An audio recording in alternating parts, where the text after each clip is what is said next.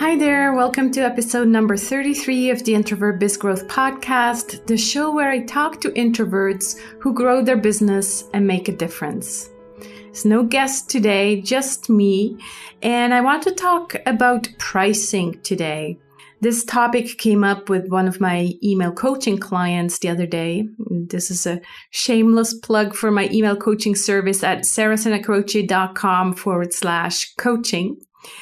So that topic came up with a coaching client. And then just again today, over lunch with my best friend who's just launched her new business as a P&L coach. And when you first start out, this is like so intimidating because you don't know how are you gonna price your services.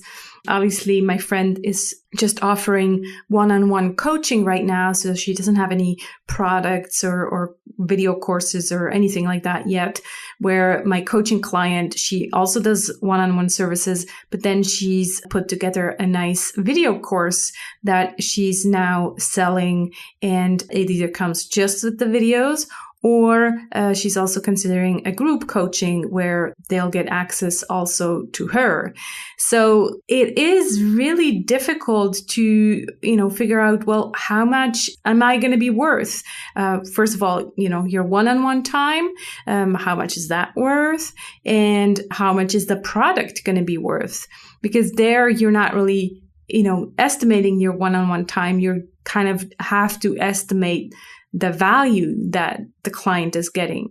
Even though, it took you maybe a long time to create this video course, but you're selling it over and over and over again. And so you can't really, estimate the time, but you're really estimating the value. So it's these two questions is, what's my value? Or what's the value that I'm offering? And what's my time worth? For me in my own business, what I came to realize over the years, and it hasn't always been like that because I started off always kind of lowballing, like always underpricing and underestimating my value. Not sure if that's an introverted trait. I think it's just me, the way kind of I grew up and maybe the fact that I don't have a university degree kind of gave me this, I don't know, not enough confidence to put the prices higher. Or maybe it's also because as you're starting out, you're like, well, really? Can I, really put up the price that high? And so that, always made me put the prices much lower than I think was actually the value of the services or the value that the client was getting. So now today, I really think that what has the most value to me is my time. So that's why when clients want to work one-on-one with me, that's when they have to charge a premium because it uses my time and my time is very limited. I have two businesses. I run a family. I want to make sure that I have enough time for self-care, sport, all these things. So time is really super valuable for me. And so I have to look at it that way, that it doesn't mean that, yes, I'm going to be charging $1,000 for 1 hour. That is kind of like, in my opinion, overpriced. But, my time with me directly is definitely worth $250 to $300 an hour, because otherwise, I could be spending that time with another client who's willing to invest that kind of money.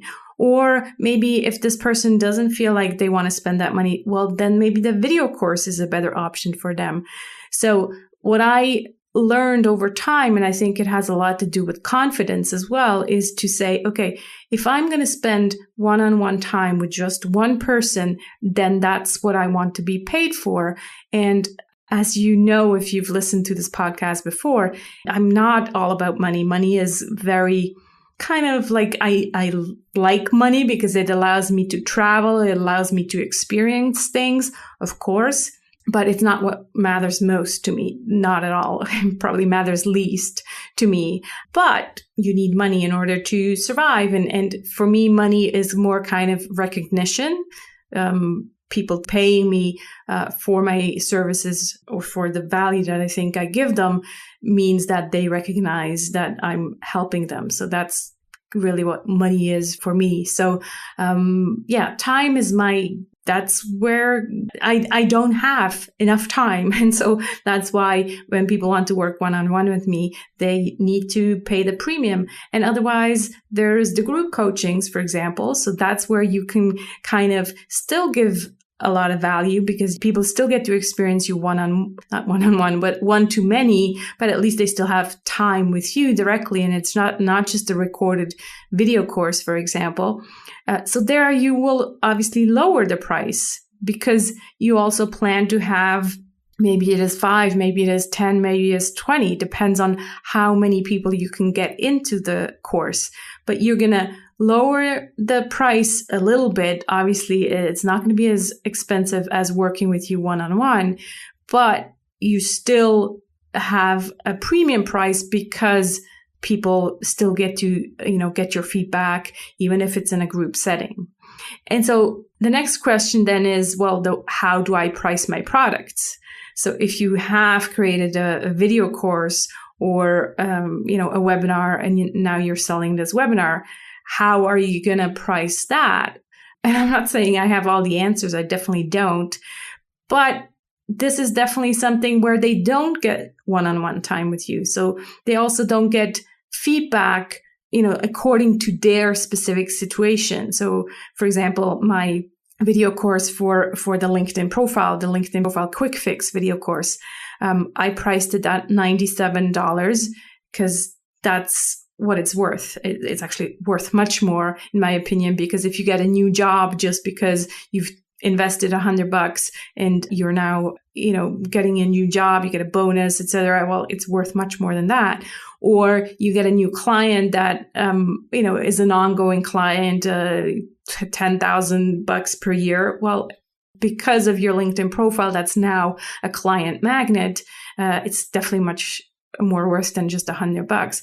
But I can't sell a video course for, $1,000 because it's just a video course that I've created once and now I'm selling it over and over again. So how do you price that? Well, it is very difficult because you're going to have to kind of find a middle way between how much value they're getting, meaning, they could find a new client for $10,000, and the fact that yes, it's a recorded course. There's no direct feedback and they don't get one-on-one time with you. So you need to kind of find a middle way and say, okay, this is my price. And so the next question would be, well, what do I do if my product doesn't sell at the price that I think is a fair price? That might mean different things. It might mean that the price is too high, or you just haven't marketed enough, or, the benefits or the product is not clear. So people don't understand what it is. So maybe that has to do with the sales page. So you would have to look at the sales page again. Or maybe you haven't made it clear enough who your target audience is. And so people go to the sales page and they don't understand what this product is for and who it is for. So there could be so many different reasons why the product is not selling. And then you could definitely play with lowering the price and see if it starts selling once you do lower the price. But often it's not just the price. Often it's just that you haven't found your market yet. Either that or that, the product just isn't clear enough, or the need for the product isn't clear enough. So many different options there. But those are some of the things that I can think of when, the product just isn't selling at the price that you think is a fair price. Another question that came up with my friend is the one about indicating your prices on your website. So obviously, there's different theories there as well. Do I put them on my website or not? What if I put them and people think they're too high and they don't contact me? That's definitely, if you're just starting out, maybe you want to get as many people contacting you as possible because you need new business. So then maybe don't scare people off with your prices. But the other extreme could be that you don't have your prices and all these people are contacting you, and then you get on the phone or you get on Skype, and then, once you actually name your price, people are like, oh, I didn't expect that. And then you've wasted all this time talking to them. So there's really kind of two schools here. Some people say, well, you absolutely have to have them on your website. And others say, no, I want to have the conversation. I think it really depends on the service that you're offering. If it's just like a one session kind of thing, well, then you don't want to waste too much time talking to all these people, and then the sale is really only for $200. On the other hand, if your conversion is a $10,000 package, well, then definitely you want to talk to these people and, spend the time getting to know their needs, and then it's worth it. So don't put the price up on your site, just have them contact you. So it really depends what it is you're offering. For me, for example, for my package, for the VIP package for the 3 LinkedIn sessions, it's very clear. It's on my site, $750 for 3 45-minute sessions, because it's an easy sell that way for me. And yes, if people want to talk to me about it, I'll get on Skype for 10 minutes and I answer some questions, but they already know this is the price and that's what they're getting, because it's a kind of a limited type of thing.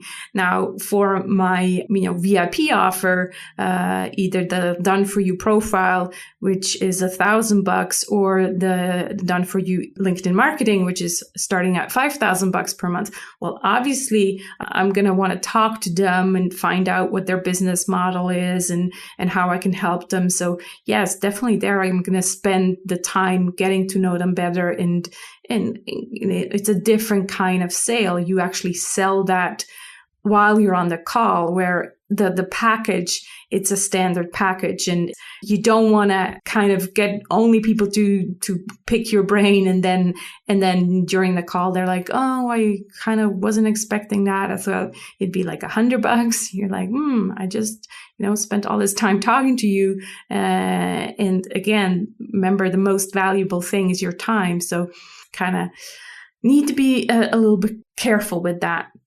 Again, of course, it depends where you're at in your business. So if you're just starting out, I spent a lot of time talking to people when I first started out. So it's not, something that you just go out and start a business and say, oh, okay, I'm just going to do it this way. No, you kind of have to, talk to people and realize, okay, this is what I want to be offering. And so that it's actually a good thing to be talking to all these people and figuring out what they want and how much they're willing to pay you for what you have to offer. So I think pricing has a lot to do with confidence. So maybe the issue is not always your price, but also your confidence. And I know it was like that for me. So then it's really a matter of personal development and growing into your new price and value system, and kind of these money blocks and how we grew up and what our parents said and all that. Oh my God, it matters so much. So I can highly recommend doing some kind of personal development, or a few sessions. Maybe I went to a kinesiologist that helped me with that. So there's many different options. One of the things is, yes, it's kind of coming up with your structure and packages and all of that, but then a lot of it is also mental and as I said, confidence. So that's what I wanted to share with you today. Again, no script. I just took a couple of notes, but I hope I wasn't babbling too much and you enjoyed listening. We don't have to agree. There's many different options or opinions when it comes to pricing, and each situation is so different. So if we were talking, the two of us, as I just did with my friend over lunch, I would definitely adapt my speech to your situation. So what I just said was just kind of generalizing it. But again, it really depends on the situation, how long you've been in business, what kind of service you're offering, what the conversion is. So like how much money are you making per client and all these other things. So I hope you enjoyed this episode of the Introvert Biz Growth Podcast. As always, you'll find this episode's show notes at sarasantacroce.com/episode 33. And if you're listening to this show on a mobile device, you can click on the description of your podcast aggregator and you'll actually find all the clickable links in there. And if you don't have it yet, check out the book compilation that my virtual assistant Mara put together. It's really beautiful, and it has about 20 books that previous podcast guests mentioned. And so these are partly introvert related books, but most of them are just basically business books that other introverts found useful. And so there's a whole list and comes with easy buttons to just add them to your Kindle reading list. So have a look at sarasantacroce.com/books. And that's it. That's all I wanted to share with you today. This is Sara Santacroce signing off for the Introvert Biz Growth Podcast. And I'll talk to you again in 2 weeks. Take care. Bye-bye.